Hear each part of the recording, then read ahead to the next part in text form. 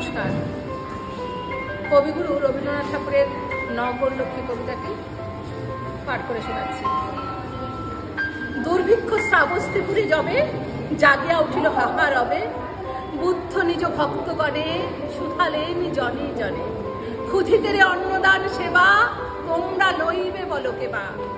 শুনি তাহা রত্নাকর সে করিয়া রহিল মাথা হে, কহিল সে কর জুড়ি ক্ষুধার্থ বিশাল পুরী, এ ক্ষুধা মিটাইব আমি এমন ক্ষমতা নাই স্বামী।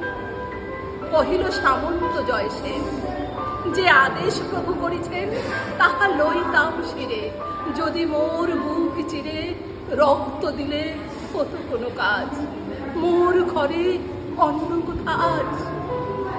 নিঃশ্বাসিয়া কহে ধর্মপাল, কি কব এমন দগ্ধ ভাল, আমার সোনার ক্ষেত শুষেছে অজন্মা প্রেত, রাজকর জোগানো কঠিন, হয়েছে অক্ষম দিন দিন।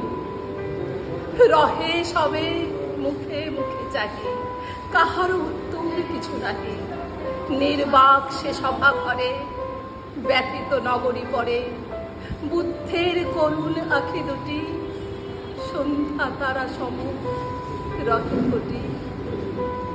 তখন উঠিল ধীরে রক্ত ফাল রাজ নম্র শিরে, অনাথ পিণ্ডদ সুতা বেদনায় অশ্রুপ্লতা, বুদ্ধের চরণ রেণু লয়ে মৃদু কণ্ঠে কহিল বিনয়ে, ভিক্ষুণীর অধম শুক্রিয়া তব আজ্ঞা লইল বহিয়া, কাঁদে যারা খাদ্যহারা আমার সন্তান তারা, নগরীরে খাদ্য বিলাবার আমি আজ লইলাম ভার।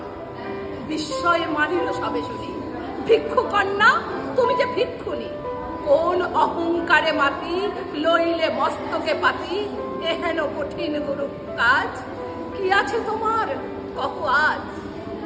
কহিল সে নবী সবার কাছে, শুধু এই ভিক্ষা পাত্র আছে, আমি অতি দিনহীন মেয়ে অক্ষম সবার চেয়ে, তাই তোমাদের পাবো দয়া, প্রভু আজ্ঞা হইবে বিজয়া।